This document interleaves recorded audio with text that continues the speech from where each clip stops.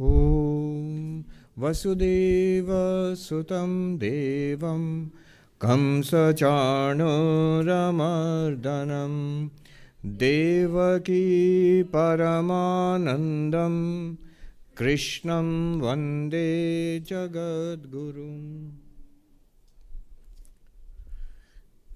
So, we are studying the Bhagavad Gita, 13th chapter.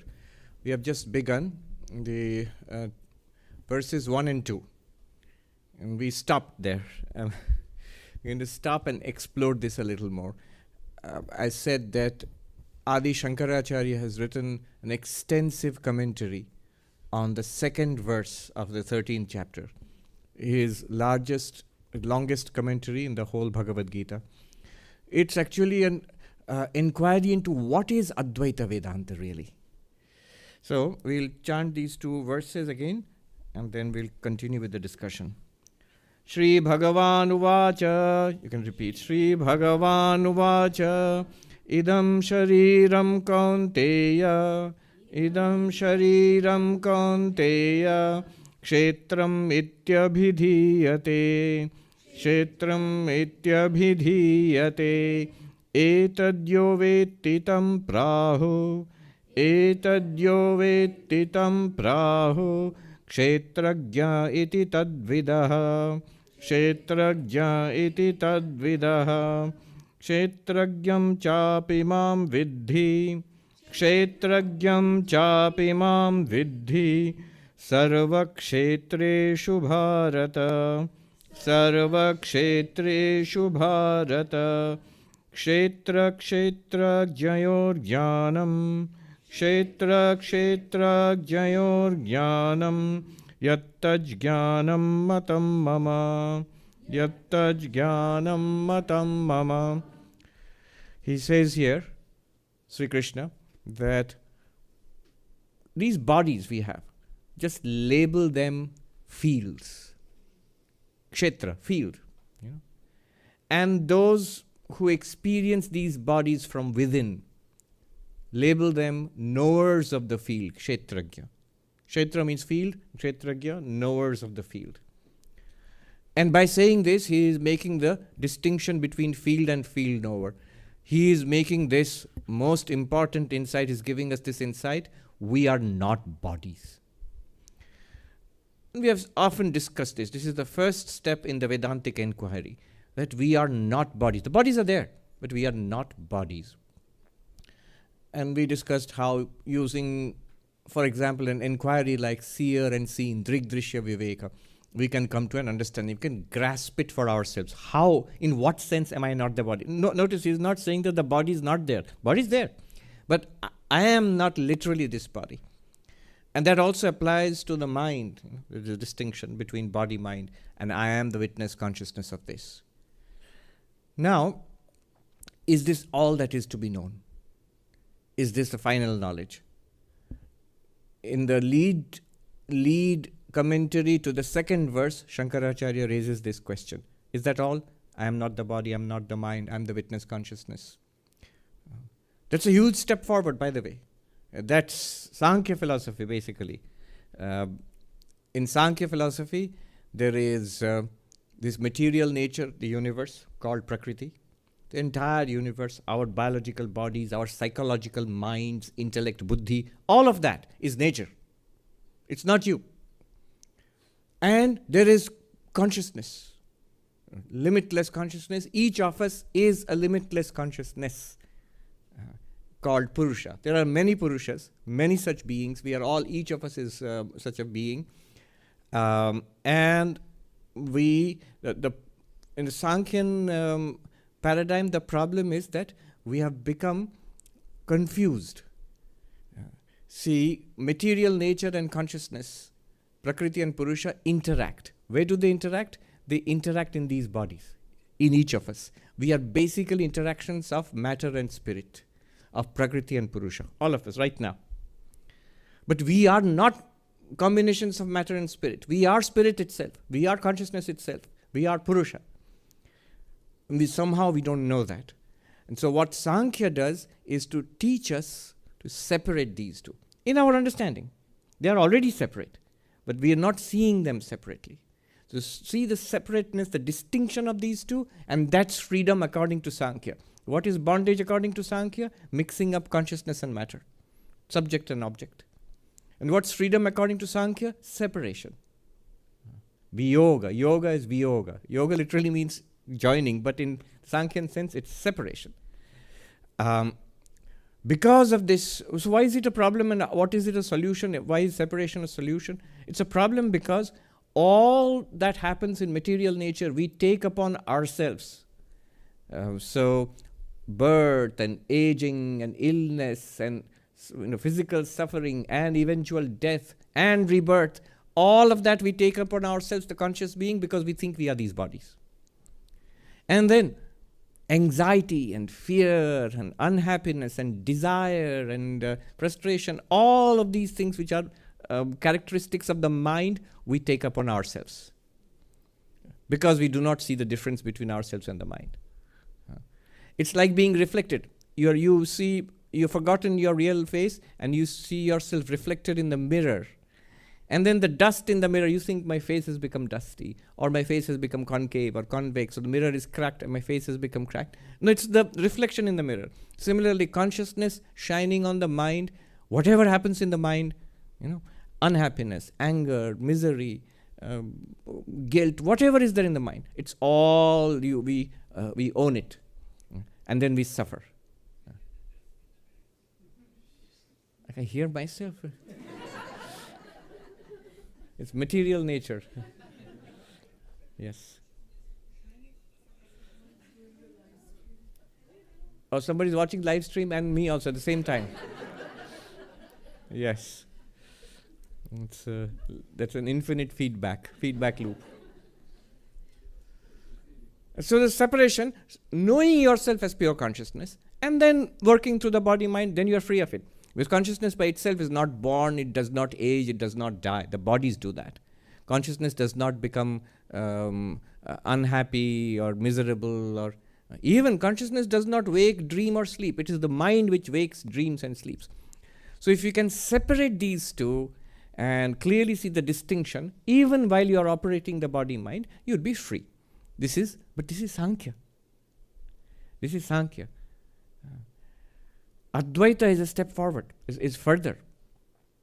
In Advaita Vedanta, what happens? In the second verse, Krishna says that oneness. It's not separation.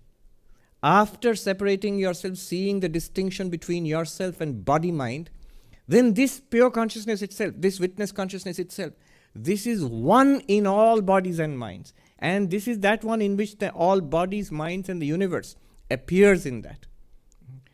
All knowers and the known, all subjects and objects, they appear in this ground. We could call it Godhead, you call it Brahman, you call it the absolute, the ground, whatever you call it.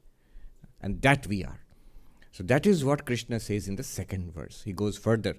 Shankaracharya asked this question, is this enough to know the distinction between Ksetra and Ksetrajna? In other words, he's asking, is Sankhya enough? And he says, no, there's something more. And Krishna goes on to say something which is not accepted by Sankhya.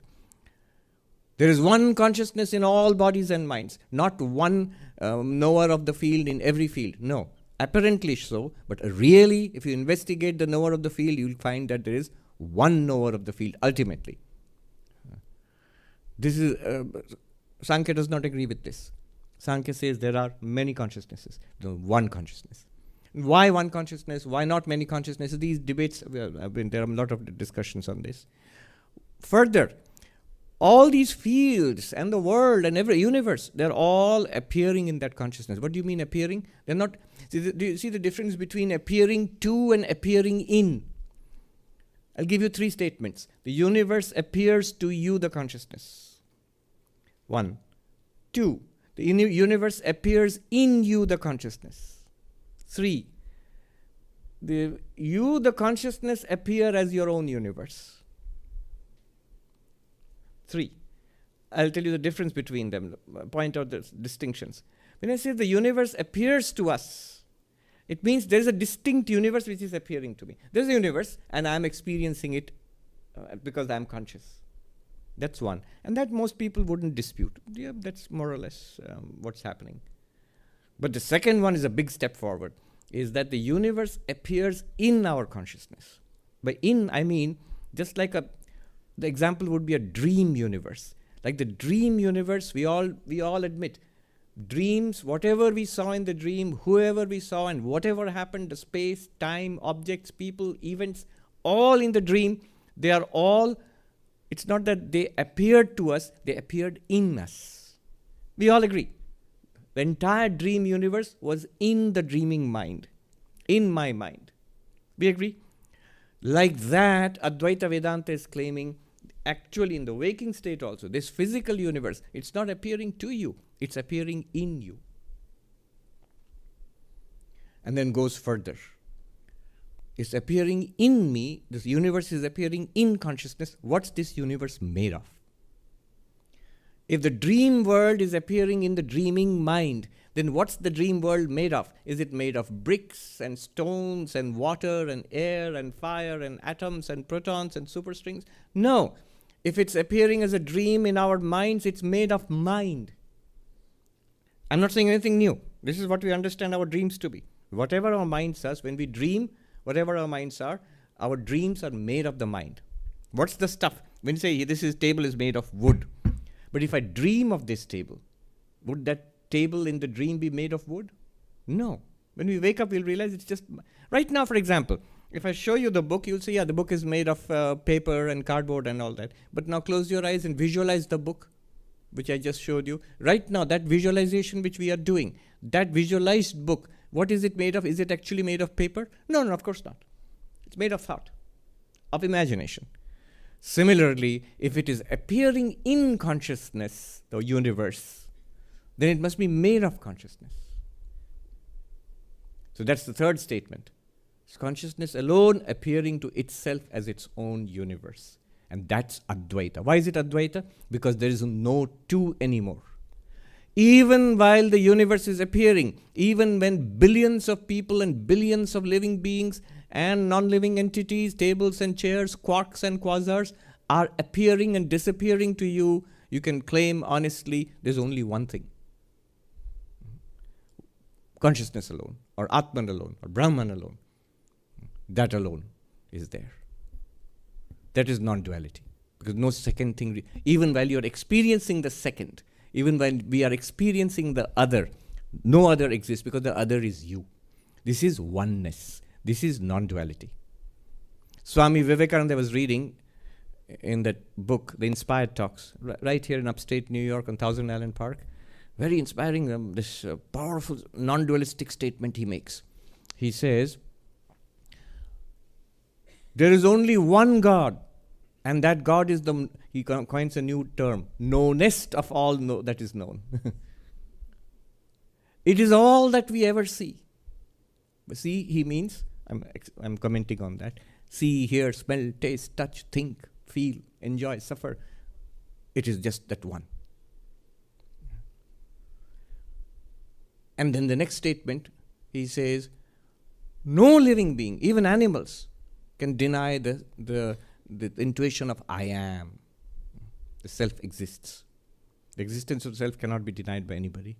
Now look at this, it seems like a whiplash. He's saying there's only one God that exists, one true God that exists. Okay, all religions have said that. But the next he says it's the most known of all. That all religions have not said. God seems to be unknown, a matter of faith. He says not at all a matter of faith. Everything that we experience is this one divinity alone. It's the most known of all known things. But then what do you mean exactly? It's the most known of all known things. What is the one thing which we cannot deny, which you are completely sure of all the time? That I am. So that, what is God? It is the most known of all things. Oh, how? It is everything that we see. See, hear, smell, whatever we experience. Oh, really? How so? Next, he says, it's you, the self, the knower of the field. And then further, he goes on to explain it. One more sentence, he says, the self alone is projected as all that we see. or all that we experience is a projection of the self. It is the consciousness alone appearing as all. Therefore non-dual. I'm saying non-dual, but Vivekananda didn't say it. And then he goes on to say that it is very simple. Teach it to children for they can understand it. It's not a very complex, subtle argument. It's actually the most direct of our... It's so simple that we miss it all the time. And that's the key and the key to the mystery of this universe. What is all this and what's happening? And it's also the solution to all our problems. A deep solution. So that's non-duality. What Krishna is saying here, what Shankaracharya is commenting upon, Vivekananda says this there. And he goes on to say, this is not directly relevant, but let me tell you what he says. Application of this. He says, it is this indecent clinging to life that is the source of all weakness, all sin, all unhappiness. Indecent clinging to life, he says. He goes on to say, what can die when my life is in everything in the universe? When even one being lives, I am not dead. Even our minds cannot die. When one being is thinking, I am thinking. Because it's all an appearance in me, the one consciousness. And this is because of this clinging to life that we want to live in this one little body more and more and more. He says it is nothing. We are not worried about the fall of one hair. The fall of this one body is less than that. I'm paraphrasing a little bit here. So, as you can see, very deep, the most profound of all teachings. This morning, slightly changing the discussion, this morning I had a conversation with a Swami from Haridwar in the foothills of the Himalayas. He has come here last year, Swami Pranav Chaitanya ji. He gave a talk here. I translated from Hindi to English. So he called, it's possible he might be coming soon again. But he raised a question and he discussed a little bit with me. I'll share with you what he said. He said, consider the distinction in the idea of ignorance in Advaita Vedanta and Sankhya. I'll repeat again. Both of them claim ignorance is the problem and knowledge is the solution. But what kind of ignorance? Ignorance about what? The distinction, what the nature of ignorance in Sankhya? What are we ignorant about? And the nature of ignorance in Advaita, what are we ignorant about? They're different. What is the difference? In Sankhya, the nature of the ignorance is we do not know that we are separate from material nature. So the problems of material nature, the characteristics of the body we superimpose upon ourselves, upon consciousness. Superimpose upon consciousness means that which belongs to the body, we take it as ourselves. Tall, short, man, woman, dark, fair skin. This is a body. I take it upon myself. Young, old, body. I take it upon myself. Healthy, ill, body. I take it upon myself. Birth, death, body. I take it upon myself. Instantaneously. I don't have to sign a document for that. I behave that way. I think that way. I feel that way. That's because I take the body upon. I don't see the distinction between myself. So the ignorance regarding the distinction between consciousness and matter. And even worse, mind. The characteristics of the mind, I superimpose upon myself. Misery, anxiety, fear, terror, waking, dreaming, sleeping, all I superimpose upon myself. I'm not even the mind, not even the body, not even the mind. These are products of nature. I do not see the distinction. That is ignorance. And when that ignorance is overcome by Sankhyan knowledge, I realize myself as pure consciousness. But clearly, it still remains as a dualistic system. Consciousness and matter, spirit and matter, consciousness and object. Whereas he said, in Advaita Vedanta, what is the nature of Maya? What is the nature of ignorance, avidya, Maya?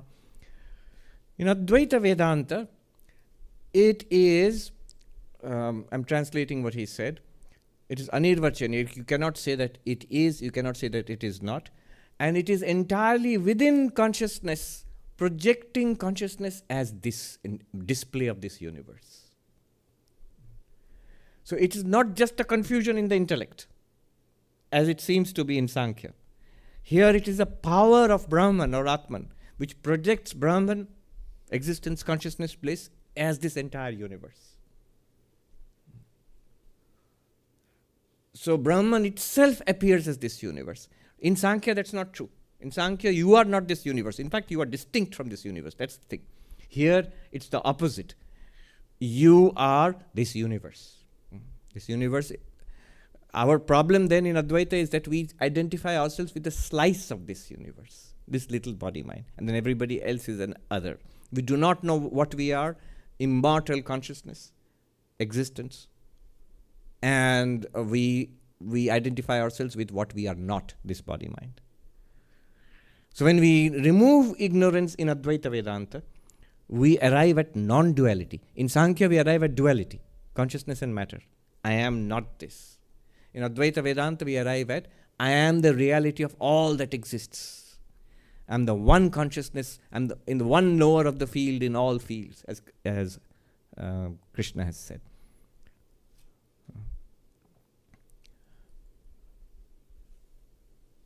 In dualistic religions, we have this triangle, Ishvara, Jiva, Jagat. Ishvara, God. Jiva, sentient beings like us. Jagat, the world.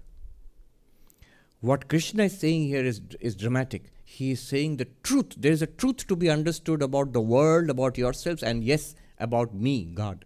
What is that truth? We are all one existence, consciousness, bliss. Ultimately. That is what has been said now. And Shankaracharya in his commentary says, the real knowledge, Krishna says, this is knowledge according to me. And this is ultimate knowledge according to me. The ultimate knowledge is to know everything to the end. What is this world ultimately, really? What are we really? Not stopping halfway like Sankhya.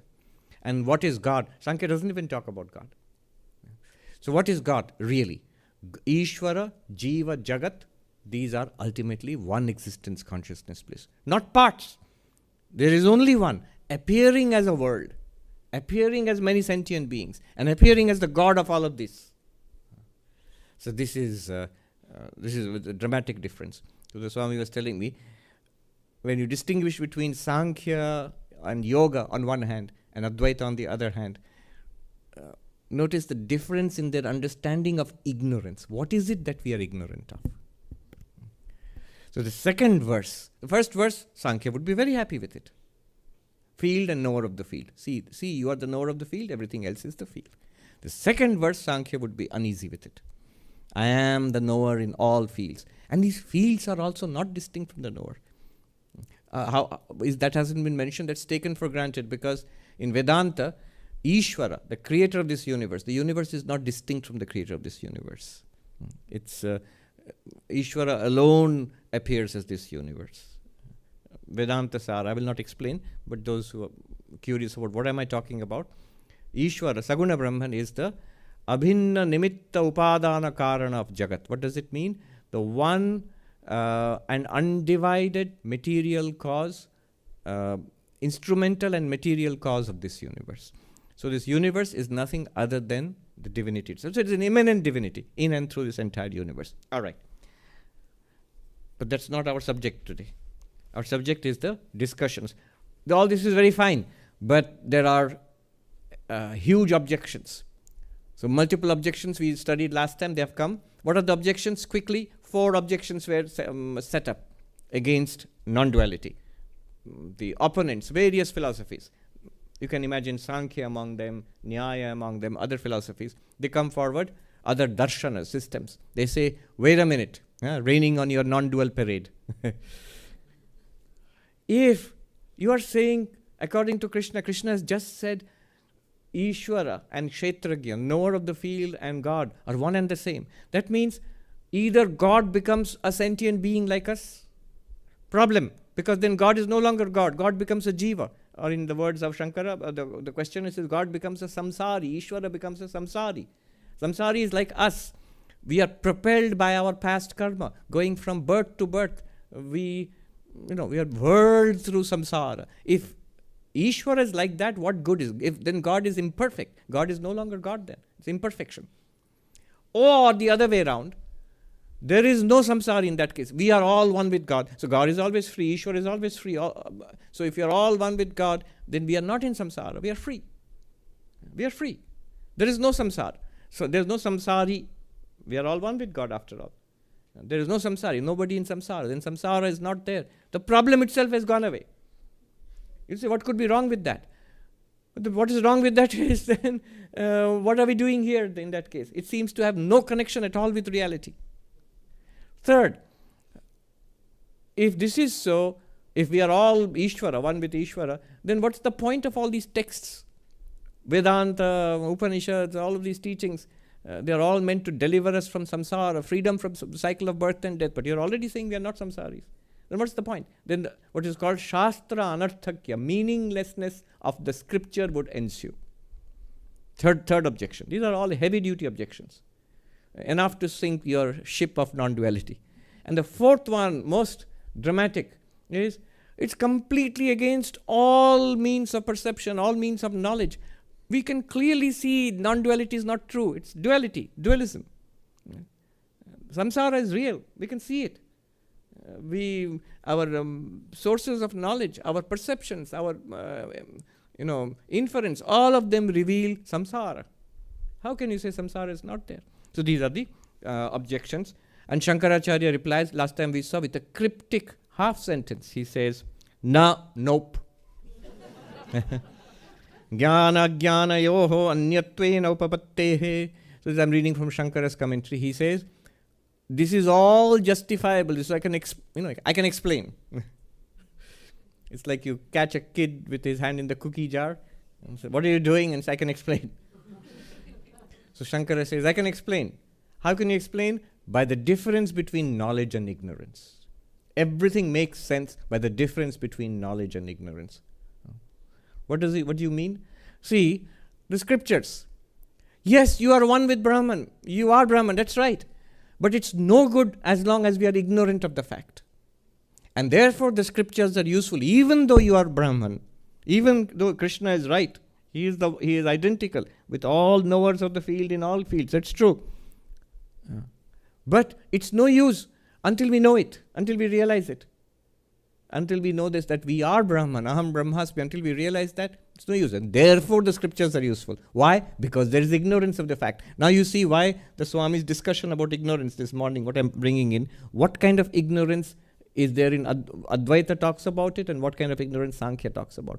This Advaita, the ignorance that Advaita talks about is, there is one underlying divinity, and you are that, Tattvamasi. We don't know that, and that itself is appearing as this entire. That we don't know. We need to know it. And therefore, Gita, Upanishads, Vedanta, all of that is useful. You see how the difference between knowledge and ignorance makes a case for the scripture. How does it end? You must be able to raise the question and answer it confidently. So Vedanta is useless, because you say, if you claim you are Brahman, what use is Vedanta useful for Brahman? I said, no. But Vedanta is definitely useful for a sentient being in the condition of ignorance. Alright. What about Ishvara becoming a samsari or samsari becoming Ishvara? No, samsari and Ishvara are one and the same. In conditions of knowledge, you realize you are one with Brahman.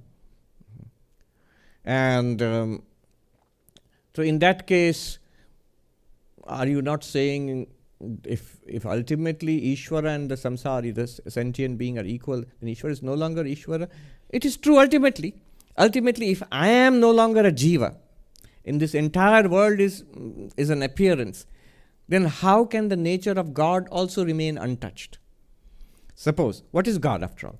God is the creator, preserver, destroyer of this universe. God is omnipotent, omniscient, omnipresent, and all of that. But now, suppose you say, some people criticize that Advaita Vedanta is saying that God is false. That is not true. What Advaita Vedanta is saying is Ishvaras Ishvaratva, the Godness, should I say, the controllerness, that is a superimposition. Actually, Ishvara is none other than Brahman, Nirguna Brahman. Just as you are Brahman, can Ishvara be any less? Can God be any less? God is also Brahman. After all, if that's not so, consider the alternative. Suppose you say, I am Brahman, Advaita is right, yes, I am Brahman, and the world is an appearance. Then what job has Ishvara got in that circumstance? If the world disappears, if all sentient beings are one with Brahman, what is Ishvara creating, preserving, destroying? What is Ishvara controlling? Who is he giving karmas to? Nothing. The Ishvara's purpose of existence is gone then. It will be administering an empty universe then. So Ishvara also is Brahman. So you make a distinction between what conveniently Advaita calls paramarthik and vyavaharika, the ultimate perspective and the relative perspective. In the relative perspective, yes, you have a world, you have people, and you have a God, and you have Vedanta. From the film's perspective, yes, there is Harry Potter, and there are villains, and there is the magic school. But from the perspective of the movie itself, it's a movie screen, and pictures are being projected to it. And both are true. Which is more true? The fact that it's a movie is more true. The fact that Harry Potter goes to a magic school is a part of a fictional universe. It's true in that universe, but that's not the ultimate truth. Similarly. So you see, this is how it makes sense. What about our direct experience, this duality? Well, you have this duality in dreams also. In dreams also, it all seems to be, I am going and meeting somebody and there is this world around me, and when I wake up, I realize I was sleeping. I can actually experience a world of duality even when it's not there. Today, of course, with virtual reality and all that, it is more and more easy to see how easy it is to fool our senses. When I go to the local library, I walk past this big Apple shop. So it's very apt, they have an Apple shop in Big Apple. So they call it the Big Apple. And they make it in such a way, the whole thing is glass, so you can see what's happening inside.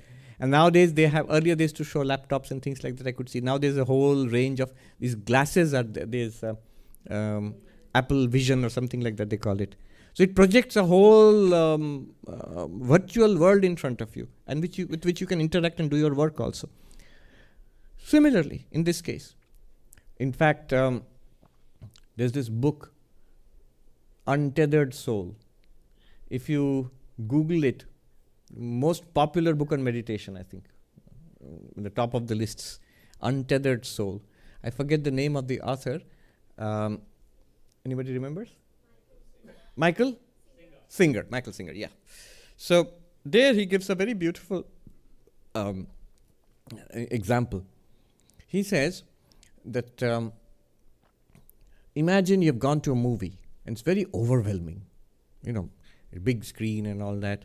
It's very overwhelming.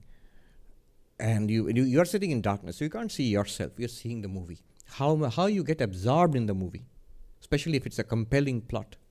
Now suppose it goes beyond that, no longer 2D, it's 3D. And like a virtual reality, all the characters are all around you. Not only is it 3D, with depth and all, you can see and hear, but now suppose you can touch. You can shake hands with somebody who's coming there. And that's possible now. There's a place called MIT Media Labs, it's in Boston. So they gave me a tour. And some of the stuff that's going to come very soon into the market and all. I don't know if I'm supposed to talk about it. So haptic sensors. You can actually, the gloves will help you to touch all the virtual objects and shake hands with people who might be across the continent and so on. So suppose you're not able to touch also. Now go a little further. You are able to smell. Some movie theater did that. I read about it. And that when there's a flower and the character is smelling the flower, a little nozzle in your seat will squirt a little fragrance so you can smell it, what the character is smelling. And then suppose you can taste it also. If you eat a virtual samosa or something, you can taste it. Now, how real would that be? Now Michael Singer goes further. He says, not only that, but suppose this is a special movie theater where they can inject thoughts into your mind. They're no longer your thoughts. They're thoughts of the character. And they have a screen which shields off your memories. So now you are in the skin of the character. You're walking in that place interacting with whoever the character is interacting with, thinking the thoughts of that character, and they give you a whole set of memories of that character. What would it be like? Like this, like what we are right now. What we are right now. Your pure consciousness presented with 5 senses, with a physical body, with objects of the senses, with form and light and taste and smell and touch, heat and cold, pain and pleasure, and with a mind which will give you thoughts, memories, tell you stories continuously, generate memories and all of that. And now you are, here you are. So that's what's happening to us. We are superimposing all of that upon ourselves. Okay. So why did I say this? The objection was, but I am seeing it. How can it be an appearance? Well, because you are seeing it. In fact, let me add a little more. The objection is, how can you say that the world is an appearance? I am seeing it. Advaita Vedanta will say, exactly. If you're seeing it, it must be an appearance. Do you see the logic? What do you mean you're seeing it? It's an appearance in your consciousness, or in you, the consciousness. Therefore, this is a simple argument, but it's rather confusing at first. Jagat mithya drishyatvat. The world is false. Why? Because you see it. Anything that we see is an object. Right? You say, okay, so, but the object is presented to consciousness. After all, you need consciousness to experience an object. You must be the knower of a field to experience the field. Okay, so, but is it presented to consciousness or in consciousness? If you listen carefully to what Greg Good said last Sunday, what he was trying to show is exactly that. It seems to be that the red ball, you said there was a red ball which is presented to consciousness, but then you will see there is no red ball apart from our conscious experience of the red ball. So the world, if you're seeing something, it's not presented to you, but it's presented in you, the consciousness. And if it is presented in you, the consciousness, it's an appearance in consciousness. Therefore, it's not a real, it's not an external independent reality apart from you. All right. What Shankaracharya says here is, all this is the problem of knowledge and ignorance. And to prove this, he gives a 3-part statement. One is, this is a traditional way of responding to anything in Vedanta. You have to quote from the Upanishads, Shruti. You have to quote from the Smriti, like Bhagavad Gita, and you have to reason it out. So what does he want to say? There's a dramatic difference caused by knowledge and ignorance. To back that up, first he quotes from the Upanishads. He says, Duramete viparite vishuchi avidyayacha vidyeti jnata. Those who have studied Kathopanishad, you'll remember this is a quotation from the Kathopanishad. What does it mean? Vast and distinct are the paths of knowledge and ignorance. To you, the knower, knowledge and ignorance makes a huge difference. This is Kathopanishad. Then Shankara goes on, Tathacha tayoho vidya vishayoho phalavedopi viruddha nirdishta. The Upanishad, Shankara says, the Upanishads go on to show the results of knowledge and ignorance are distinct. You will get contradictory results from ignorance and from knowledge. Again, he quotes from Kathopanishad. Shreyascha preyascha iti vidya vishaya. Shreyascha preyascha iti vidya vishaya shreyaha preyastu avidya karyam iti. Shreya and Preya, these 2 terms were introduced in Kathopanishad. Shreya means that which is auspicious, that which is beneficial, that is good for us. Preya means that which is pleasant. It's the path of karma, desire, trying to fulfill desires and engaging in karma and getting the results of karma, which may be good or bad, pleasant or unpleasant. It's called the way of the pleasant, the way of the good and the way of the pleasant. The way of the auspicious and the instinctive drive to fulfill our desires. And he says, these 2 are different. You attain the auspicious, which is enlightenment and freedom, through knowledge. He says, Vidya Vishaya Shreya. The object of knowledge is Shreya, is the auspicious attainment of moksha, freedom. And then he says, Preyastu avidya karyam. The product of ignorance is the world, is the way of karma. Preya means the pleasant. By having desires, then striving to fulfill those desires, generating karma and the effects of karma, I'm trapped in samsara. So this he is getting from the Upanishads. And then he goes through a series of quotations of the Upanishads, which I'm not going to go through.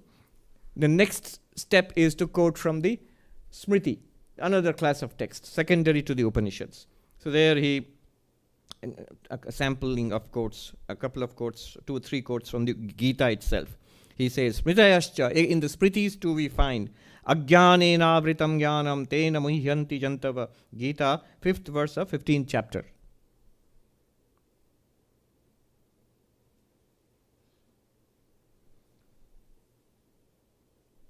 No, this is the 15th verse of 5th chapter.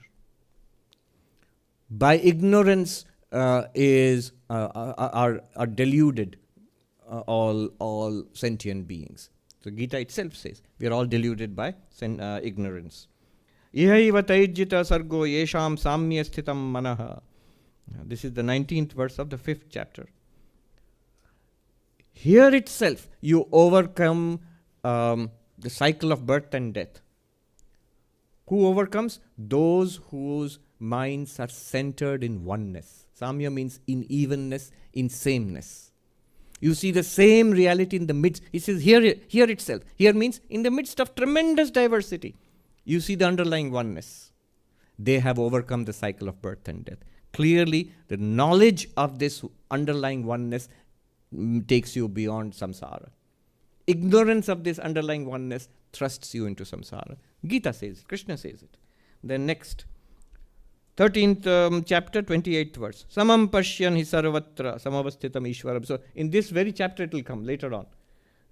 So those who see in all beings that one underlying divinity, which Krishna has said, I am the one knower in all beings, see, they will attain freedom. So again and again, it is to something to be seen, to be realized, to be known. Knowledge. That will rescue us from samsara, which is a product of ignorance. So again, the Smritis, the Gita itself says this. Next, an argument. Nyayatascha. And from reasoning also we have. Shankara says, let's reason about this. What are we reasoning about? What are we talking about? What are we quoting? The difference between knowledge and ignorance. He wants to say it's all your questions will be answered if you see it as a difference between knowledge and ignorance. The reasoning is this. Sarpan kushagrani tathodapanam gyatva manushya parivajjayanti ajnanatas tatra patanti kechit jnane phalam pasya tatha vishishtam. So he's quoting from the Mahabharata, but there's an argument here. Snakes, wells, kushagra, that means these grass which has very sharp tips. So if you walk with bare feet or touch them with your bare hands, you might get a nasty little cut. Knowing the presence of a snake or an open well, or that this is sharp grass, what do people do? Manushya parivajjayanti. People carefully avoid those areas. And ajnanata tata patanti kechit. But those some people who don't know about it or ignorant about it, there's an open well there, or there's a poisonous snake there, or there's sharp grass there. What happens? They fall into that and they get hurt. What's your point? He says, phalam pasya tatha vishishtam. Jnane phalam pasya tatha vishishtam. Note the distinctive result, the benefit of knowledge. This is the argument he's making. All right. Now we might say, I understand the point about snakes and wells and sharp grass, but we are not talking about that. We are talking about samsara and consciousness and Brahman and field and knower of the field. What are you trying to demonstrate? So Shankaracharya next he says, how ignorance causes all this samsara and knowledge solves all of this problem. He is now explaining. Tathacha, to explain further. Dehadishu atma buddhi avidwan raga dveshadi prayukta dharma dharmanusthana krit jayate mriyate cha iti avagamyate. We understand that avidwan, the ignorant one, the one who does not know the truth of Vedanta, what happens? Dehadishu atma buddhi has the feeling that the body, etc., are the self. I am this body. What's this body? I. What are you? This. And adi means etc. What's etc.? Senses and mind and ideas and personality. I am this body-mind complex. Then what happens? Raga, dvesha, adi prayukta, impelled by strong likes and dislikes. The moment I am the body-mind, I'm bound to have preferences and dislikes. I'm bound to want some things and be afraid of other things. The moment I am this body, you can't help it. You can be brave about it. You can exercise self-control about it. But as long as you feel you are this, you will be affected. So, raga, dveshadi prayukta, propelled by desires, likes and dislikes, attractions and repulsions. What do we do? Dharma, dharma, anusthana krit. This ignorant one performs dharma and adharma, moral and immoral actions. Basically does things in the world, engages in action as an agent of actions, does things. If the person is wise within the limits of ethics, within the limits of morality, tries to do the decent thing in the pursuit of the worldly goals. And remember, these worldly goals, according to Shankara, are all based on ignorance. They are all a product of delusion. I need food to survive. No, you don't. What do you mean, Swami? No, you don't. The body needs food to survive. Yeah, that's what I meant, but you're not the body. Swami, you're dependent on the next breath of air that you take to very existence. No, you're not. The body is. You're not. So, this is what Vivekananda calls this indecent clinging to life. It'll come. The moment we think we are the body, without any doubt, we will cling to life. Because the body wants to survive. That's the very nature of a biological machine. It wants to continue. And we'll own it. It's my desire. It isn't actually. You have been fooled. What's the word from? You have been had. And if you think the body is a trickster, no, it isn't. It's a simpleton. Its desires and its activities are pretty simple. The mind is terrifying. It's terrifying. The mind enjoys its madness. Yeah. I was reading this. There are mental patients, one reason why they do resist taking pills is that it seems once you take those pills, the brightness goes out of life. It dulls those very faculties which generate the madness. I was reading yesterday, so there's this very close to us, very noted professor of economics, Kaushik Basu, Professor Kaushik Basu, who has written this book, Reason to be Happy. It has a double meaning. He means that to be happy you should reason. Also, there are reasons to be happy. So now, he loves game theory. I mean, sort of like I love Advaita. So he loves game theory. And he said that for us, the hero, of course, was always John Nash, who was in Princeton here. And he said just recently I read that a few years back, that he and his wife, John Nash and his wife, were killed in a car crash at the New Jersey Turnpike. It was such a tragedy for somebody who had gone through so much in life.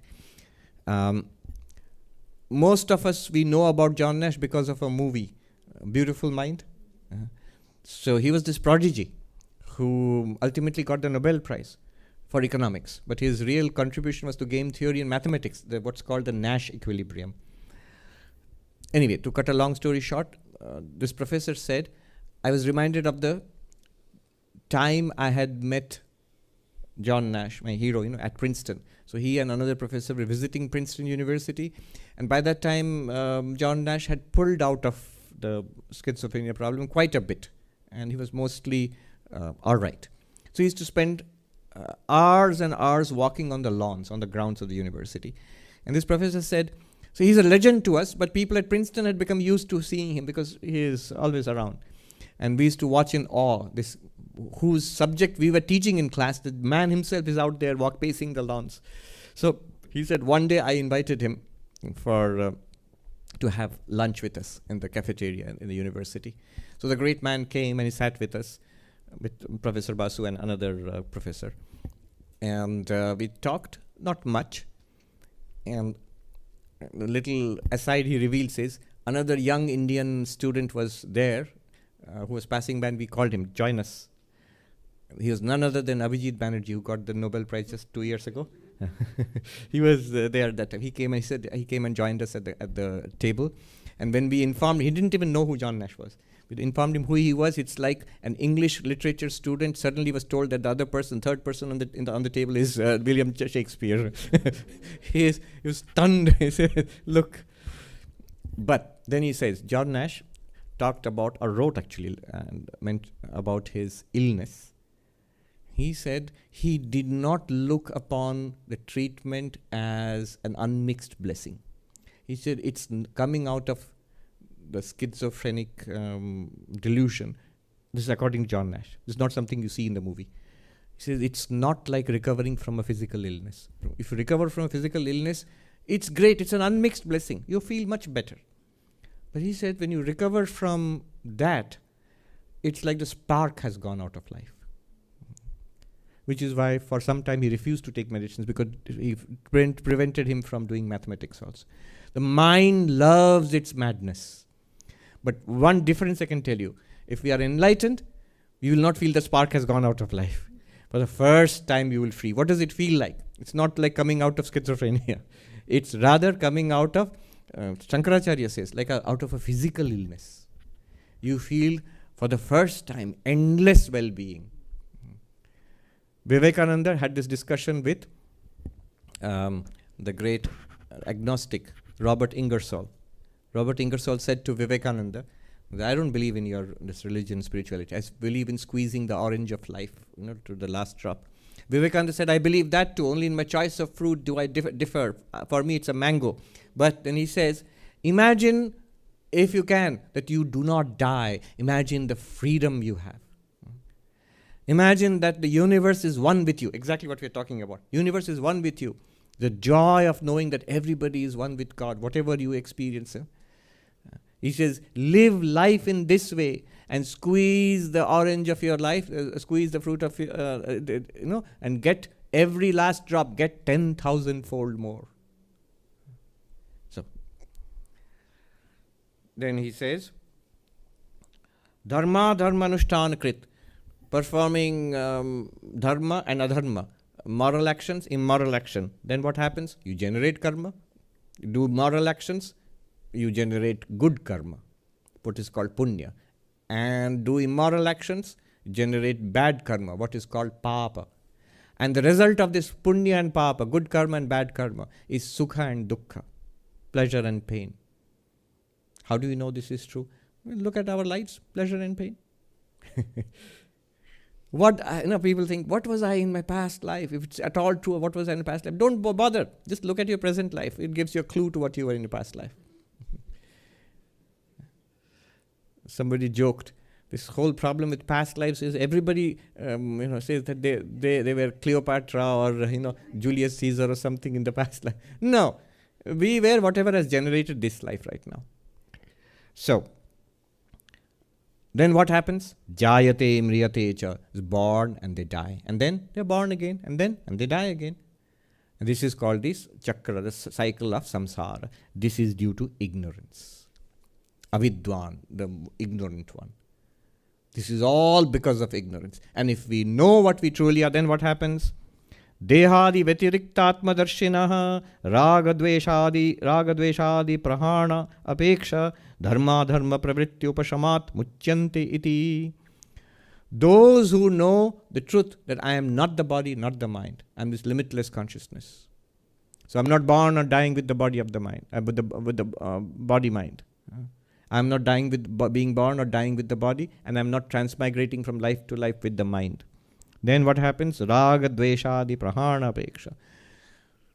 The strong likes and dislikes, this clinging, in Vivekananda's words, much better. This indecent clinging to life goes away. So are we going to commit suicide? No, suicide is also indecent clinging to life. You become quite free of this struggle to continue to exist in this way. And then this life will become pleasant. This life will become full of peace, unshakable peace. As long as it lasts, there's a description of the enlightened one with a slight, not a big laugh, slight smile on your lips. You'll go about the business of life. And muchyante. So you will not engage in good and bad karma as an agent of karma, because you are no longer an agent of karma. You are witness consciousness. You are not an actor in the movie anymore. Even while acting, that untethered soul, Michael Singer, that example, now suddenly you know, yes, here is the world. It's an appearance in me, the consciousness. Here is a body. Here are even thoughts, good and bad thoughts. They are all appearances in me, the consciousness. None of them are me. Then you do not generate new karma. And once this body particular episode is over, no new episode, no new further seasons in TV series of I, me, mine. That's the name of the TV series we are acting out now. You're the hero and the villain of your own TV series. You get your, what is it? Emmy award. And then you're free. Iti na kenachit pratyakyatum shakyam nyayataha. Nobody can logically deny this, he says. What he's saying here is interesting. He's saying that remember his opponents are other philosophies. There are philosophies like the Nyaya philosophy, Vaisheshika philosophy, Sankhya philosophy, which we talked about just now, the Yoga philosophy. Then there is the Purva Mimamsa philosophy, other dualistic schools of Vedanta, the Jaina philosophy, the various schools of Buddhism. Except the materialist Charvakas, all of them more or less agree to this. Shankara says he's playing an interesting game here. In order to defeat the opponent, he's not arguing his own case first. He's pointing out what you all agree. What you all agree. You all agree that we are going through samsara. And you all agree it's because of ignorance. Although, as the Swami pointed out to me, the nature of ignorance is different in each philosophy. So you all agree it's due to ignorance. And you all agree when you become enlightened, you become free of samsara. Nobody can reject this because none of you, that means the other opponents who have gathered around to attack him, you all believe this. Okay, so then he says, if you do, tatra evam sati, if that's what you believe, now he'll go into what you call lower the hammer on them. Kshetra-jñasya ishvarasya eva sata vidyakrita upadhi bhārata samsaritvam iva bhavati yatha dehadhyatma atmatvam atmanaha. In that case, what Krishna said, I, Ishvara, God, am this samsari. And because of the upadhis, I'll explain that. Because of the body, mind and all of these generated by Maya. Samsaritvam iva bhavati. As if you are a samsari. That's what's happening. As if you are a samsari. See, even in Michael Singer's example, when you enter into the world where there's a world and you see your own body, you even have thoughts injected into you. Even then you are not in that world. You're the one watching that super movie, that extraordinary movie. You're not in there actually. Exactly like that. You are pure consciousness. You are Brahman. Samsaritvam iva bhavati. As if you are a samsari. You are as if in the Matrix movie world. Like when the Matrix movie was released, somebody told me you should see it. It's a Vedantic movie. So, he says as if. And that as if is due to ignorance. If you're fully aware of what's going on, you can play your part in that movie without any problem also. You can still go back into the movie, knowing that it's a movie. It's not a problem anymore. Not knowing it's a movie, you become a samsari. The movie becomes your samsara. Especially if even the thoughts are injected by the director. Terrible then. How horrible it will be. But it won't be horrible if you're aware it's being done by the director. Then it can be very scary, but it will still be an aesthetic experience. You see why the doctrine of the falsity of the world, the nature of the world appearance, this doctrine is so important to non-duality. Okay. Sarva-jantunam, and then he adds something very cleverly. Yatha dehadhyatmatvam atmanaha. Just as, he says, you are a samsari as if. Just as all sentient beings believe that Dehadi Atma, that I am the body. Why did he add that? Because that's what all of those philosophies also say. See, what he is doing here is he is very skillful, kind of philosophical, jujitsu he is doing.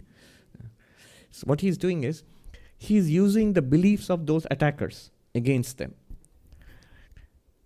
You all believe that all of those philosophies, whether Buddhists or Hindus, whoever, they believe in multiple lifetimes, in karma, people going from lifetime to lifetime, and samsara, and eventual liberation, moksha, nirvana from samsara, even that it's all due to ignorance, and even that release will be due to knowledge. All of that they believe. He's using it against them. He's saying, just as you guys think by mistake, see, everybody thinks we are the body, and that they think due to ignorance, because they are not the body. You all agree, right? Because you all agree that all beings are in samsara. They're going from birth to birth to birth. If all beings are going from birth to death and then again birth and another death, in that case, they're not the body. Do you see the logic?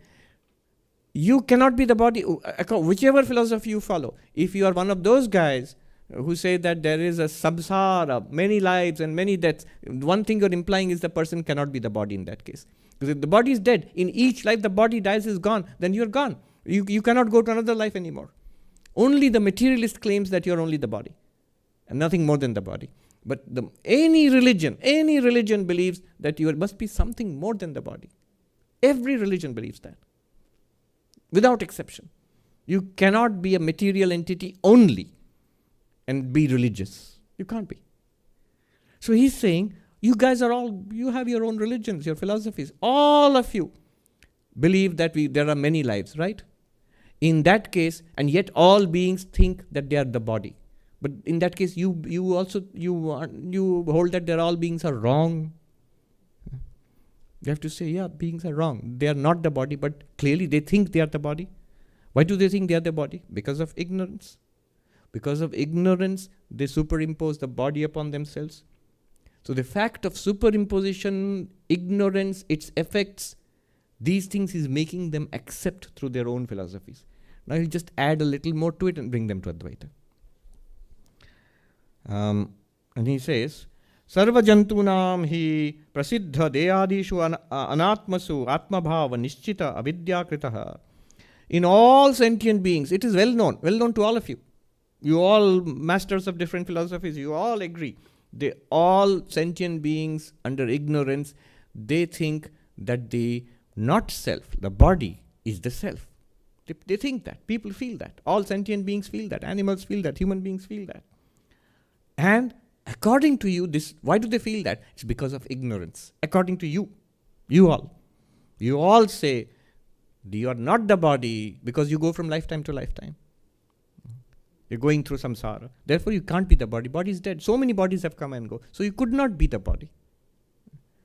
You all feel. So why do the people feel that they are the body? It must be only ignorance. So ignorance is causing this, according to you all. You can see them being apprehensive. Yes, where are you going with this? You'll see. Then he gives an example. Yatha sthano purusha nischaya. Just as is an old example, there's a tree stump in the distance. And it looks like a human being from a distance. And a person coming says, oh, it's a thief. The policeman says it's a thief. It's the lover thinking it's his beloved. So people think different things, but they all think it's a human being. So imagine a dried tree stump with two branches which look like arms in the distance.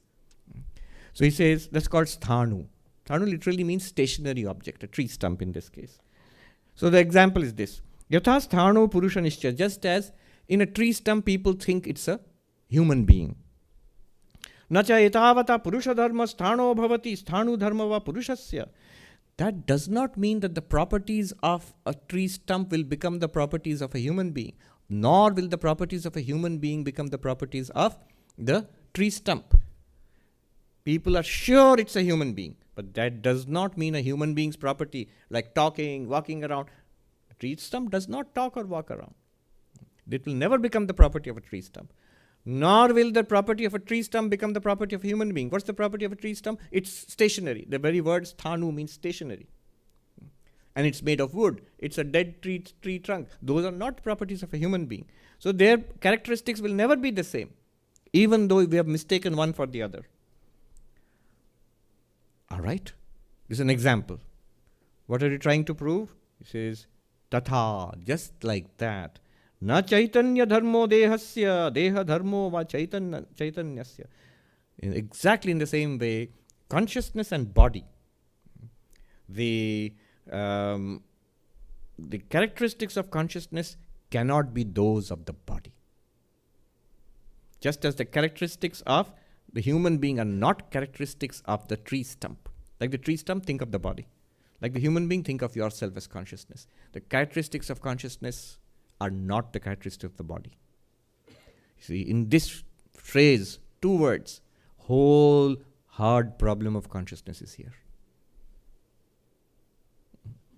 Those who have been listening to me will think, oh no, he's going to start with that again. No. But that consciousness cannot be reduced to the body. That's the whole issue right now. Right now, the hot topic. Hard problem of consciousness. All the time. Here he says, consciousness cannot be a characteristic, a property of the body or a product of the body, a brain, nervous system. It cannot be. This is the position which a materialist will try to refute. Here, if Shankara is saying this, today David Chalmers will say yes. Daniel Dennett will say no vehemently. This is the debate right now. Who is there? Sue Blackmore is a reductionist. Patricia Churchland, reductionist. So they will say no. Someone like Bernardo Kastrup or Donald Hoffman or David Chalmers, they will say yes, he's right. It is not a product of the body. It's not a property of the body. And the opposite, he says, deha dharma va chaitanyasya. The properties of the body, the characteristics of the body are not the characteristics of consciousness. Consciousness is not born. Consciousness does not die. Consciousness does not get old. Consciousness is not male or female. Consciousness is not white or black or yellow or brown. Consciousness is not young or old, sick or dead. No. They are all characteristics of the body. Body. Now he introduces something interesting. Sukha dukkha moha atmakattvadihi atmana na yukta avidya kritatvad avisheshad jara mrityuvat. He says here, not only the characteristics of the body are not characteristics of consciousness, because consciousness and body are distinct.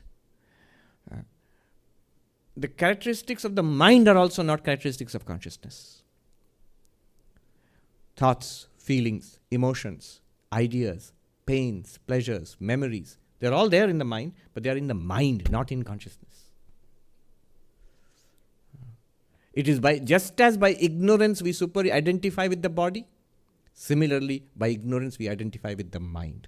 And say, okay, we've been hearing this for years, but see what a terrible problem it creates for all the other philosophies. All the other philosophies, almost all of them, they accept a couple of schools of Buddhism. All the others, they say that the body dies at death. It is the mind, you and the mind, you are one reality, and it goes on to other lives. So you identify what goes on to other lives. The mind. You identify with the mind. And so therefore you become a samsari, going from lifetime to lifetime. If you don't identify with the mind, you're not a samsari right now. These other philosophies, Nyaya for example, it says the characteristics of the mind belong to the self. They don't make a clear distinction between mind and pure consciousness. And therefore they believe the sentient being goes from lifetime to lifetime. This body is death, you go to another body. That body dies, you go to another body. You go to heaven, you go to hell, you are reborn again. All of this. And finally, you will do some kind of spiritual practice in your final birth and attain freedom. This is the story which is told. Maybe you'll go to heaven and live with God eternally. This is the story which is told in all dualistic religions.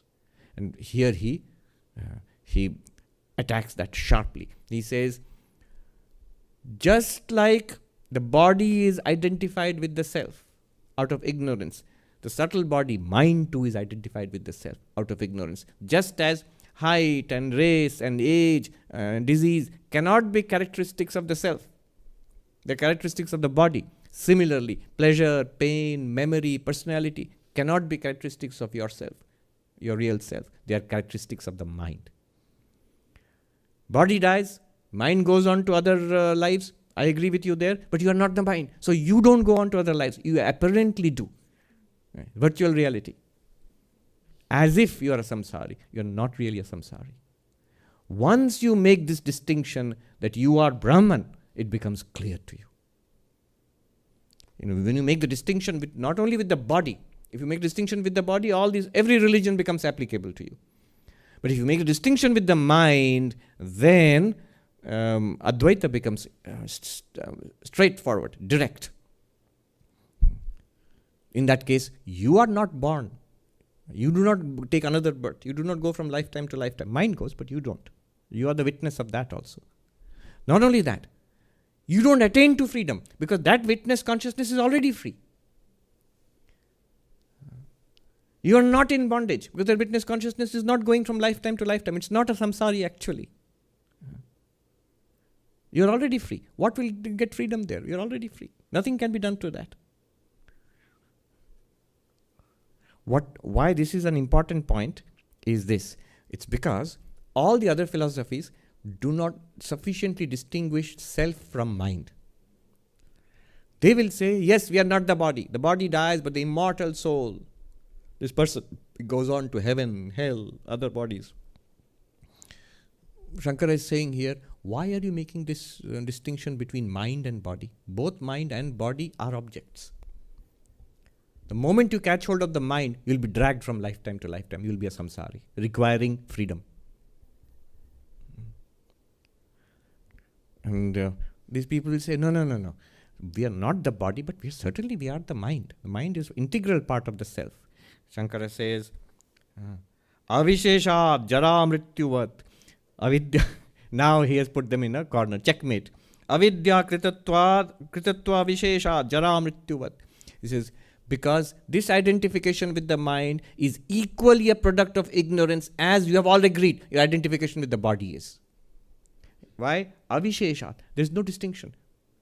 That which is an object, the body, people are identified, all beings in ignorance are identified with it, think we are the body, we are going to die. And all of us here, all the spiritual masters agree this is ignorance. Now I am saying the same thing is the case with identification with the mind. There is no distinction. This is an object, the mind is also an object. Because this is an object, you are not it. Because the mind is an object, you are not it. And hence, you are free right now.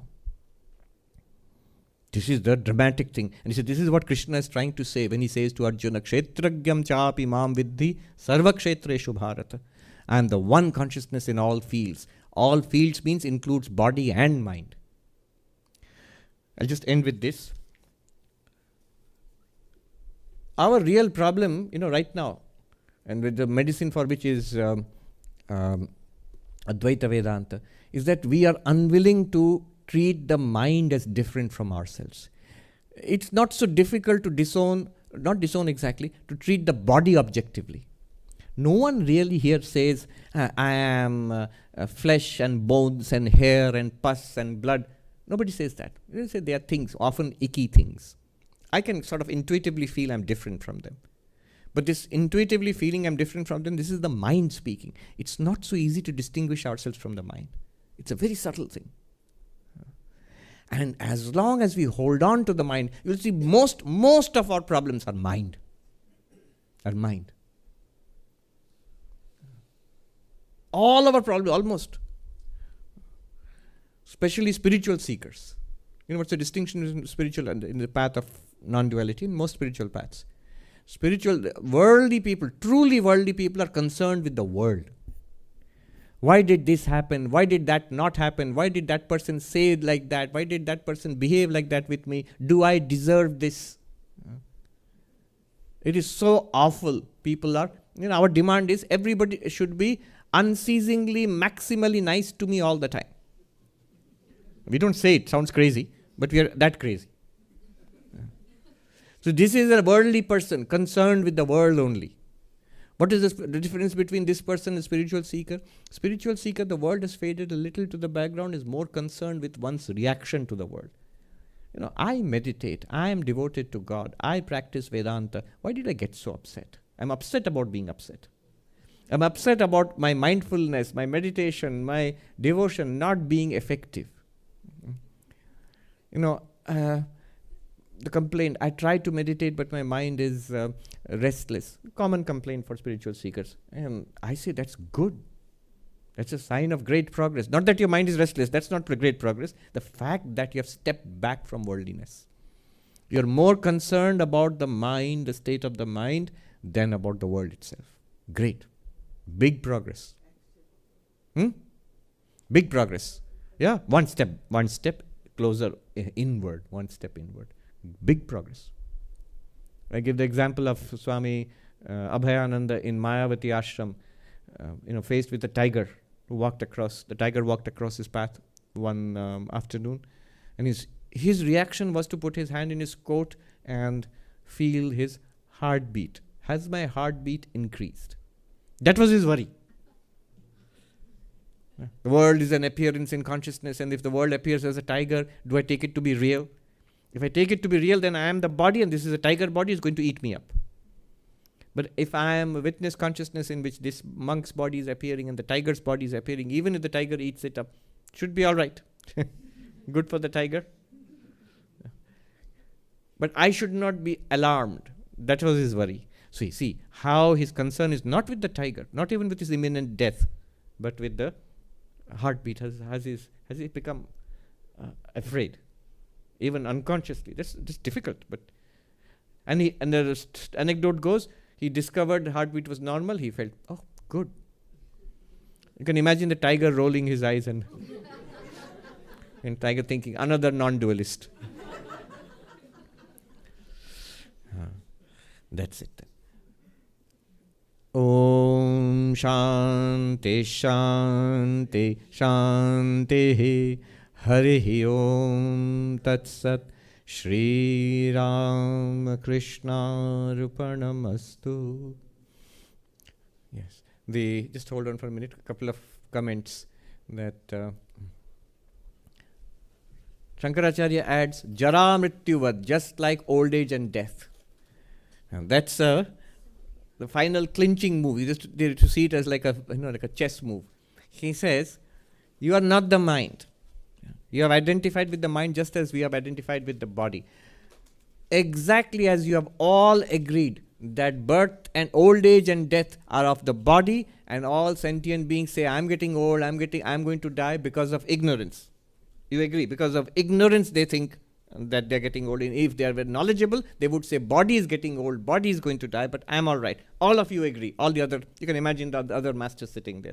He says, you have agreed to this. Now I'm showing avishesha. There is no distinction between what you have agreed to and my further assertion that the mind is also like that.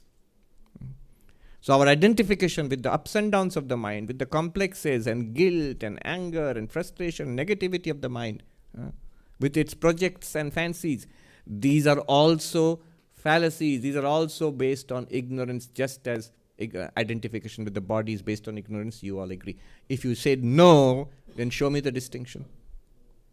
He's going to draw up a trap. But they are professional players also. So they're going to come up with what they see as a huge weakness in his argument. That's for next episode. Yes. I'll come to you, yes. So Maharaj, I'm jumping ahead a little bit, but... Just ask the question in the microphone. Maharaj, I'm jumping ahead a little bit. What is the difference between field and prakriti? Same thing. Only thing is, remember, field and nature. Here Krishna says, idam shariram kaunteya kshetram ityabhidhiyate. This body, O son of Kunti, is to be labeled the field. So it's as if he's saying that this body only. What about the universe? So actually what he means is all of nature, the whole universe, including this body, is the field. However, our identification is with the body, not with the rest of the universe. So he begins with the body. He did not say universe is the field. He said body is the field. You're asking what's the difference between Prakriti and Kshetra. In principle, no difference. But Krishna starts because practically the problem, for our problem, we don't identify with all of nature. We identify only with this little product of nature. That's why he starts there. He calls it the field. But what he means by field is everything. Thank you. Thank you for this very good talk. We heard Shankaracharya through you. I'm going back to Shloka 2, where Sri Krishna says, know me to be in all fields. Yes. He doesn't say, No. Arjuna, you are also in all these fields. Know No. me to be you. He doesn't say that. He said, So- kṣhetra-jñaṁ chāpi māṁ viddhi. He says, know me to be the knower of the field in all Knower, fields. yes. But he doesn't identify or tell, like you often say, know this to be you. So isn't this like what Ramanujacharya would say? No. Ramanuja would say, Vishishta? no. Ramanuja would say that, see, in all bodies and minds there is the jiva, sentient being. You, the conscious being, you are there. And then Krishna is further back. When he is Vishnu or Narayana, who is the knower of you also. So, you are there as the jiva, sentient being in that body, experiencing that body, and you are limited to that body. But beyond you, in your heart, is Narayana, Vishnu, Krishna, who knows you also as an object or as a part of himself. But here it's not that. Notice, in the beginning he said, you are the knower of the field. To Arjuna, he said, your body is the field and you are the knower of the field. Because anybody who knows the field is the knower of the field. Who knows this field? You know it. You are the knower of the field. Second verse he said, I am the knower of the field in all bodies. He doesn't set up, that's the whole the dramatic statement. He doesn't say, I am your knower. He says, you are the knower of the field. And then he says, I am the knower of the field in all bodies. So literally, Tattvamasi, you are that identity. Yes. Can you pass the microphone down? Swamiji, It's on. the concept of Maya, is it specific to Advaita Vedanta or is it also in Sankhya? No, it's not in Sankhya. In Sankhya is Prakriti, nature. It's almost the same concept, but in Sankhya these are independent entities interacting, consciousness and Prakriti. They don't call it Maya, they call it Prakriti. And Prakriti or Pradhana, another name, old name is Pradhana. But in Advaita, the same concept is taken and called Maya, but it is philosophically very different because it's non-different from Brahman. It is the power of Brahman. And it is not as real as Brahman. It's called anirvachaniya. That's what the first thing that the Swami told me this morning from Haridwar. In Advaita Vedanta, the nature of ignorance is it is due to Maya, which is anirvachaniya, and is in or is appearing in Brahman and makes the universe appear in Brahman. Anirvachaniya means you cannot say it is, you cannot say it is not. Like a movie, for example. Harry Potter, is it or is it not? You can't say it's not. There are so many film reviews being written and Oscar awards being given. There's one Harry Potter museum also here, I think. So definitely it is something. But can you say it's real like this world? No. So like fiction. It's a category we are familiar with. Fiction, lies, error, dreams. That's at our level. But our so-called real world is also like that compared to the reality of Brahman. Yeah. So many hands. All right, we'll go to that lady and the gentleman there, but we'll stop because we are really out of time. Yes. Hi, Swamiji. So it seems that it's easy to dissociate ourselves from the body because it doesn't get carried over to other lives. Yes. But then since our subtle body or the mind gets carried over through lifetimes, is it right to say that it's sort of like our individuality that we have to overcome to reach the consciousness? Is that the right way of putting it? And yes and no. You don't have to overcome the individuality to reach the consciousness. You don't have to reach the consciousness. You are the consciousness. You have to take a stand on it.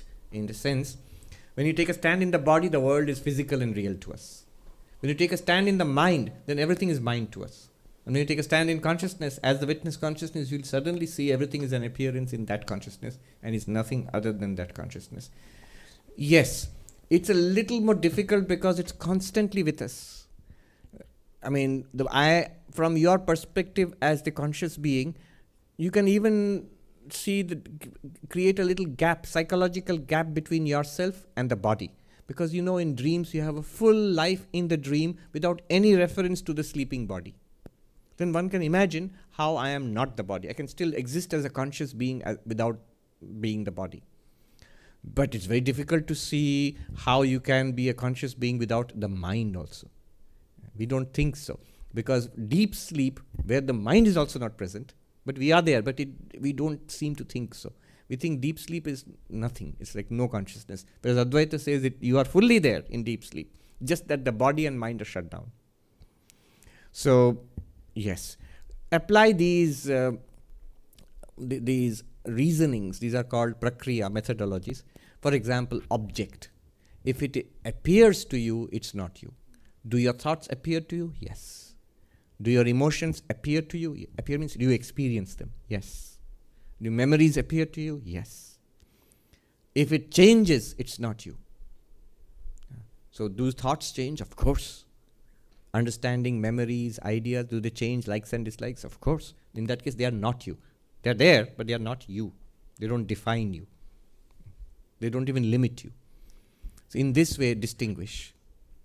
So it's like, so I am the consciousness, but then my mind is a barrier to... No, it's not a barrier. It's just what it is. It's an instrument. Like the physical body is a physical instrument, the mind is a subtle instrument. Without the mind, like without the physical body, you can't walk. You can't grasp things. You can't interact with other physical beings. Without a mind, you can't think, you can't remember, you can't understand, you cannot feel. Emotions, intellect, understand. These are all activities which are done with the mind. But they are not you. Even if, suppose you stop thinking for a while, you're still there.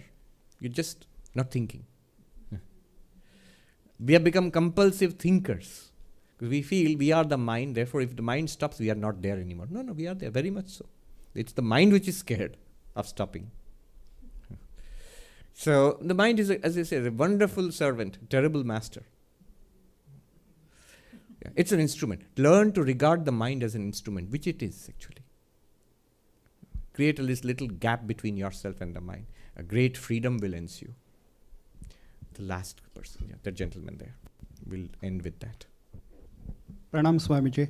I think the previous answer kind of connects to my question, but the question is about anything I'm doing is tinkering with something, right? Yes. The body is sitting here, the mind is trying to understand absolutely what you're saying.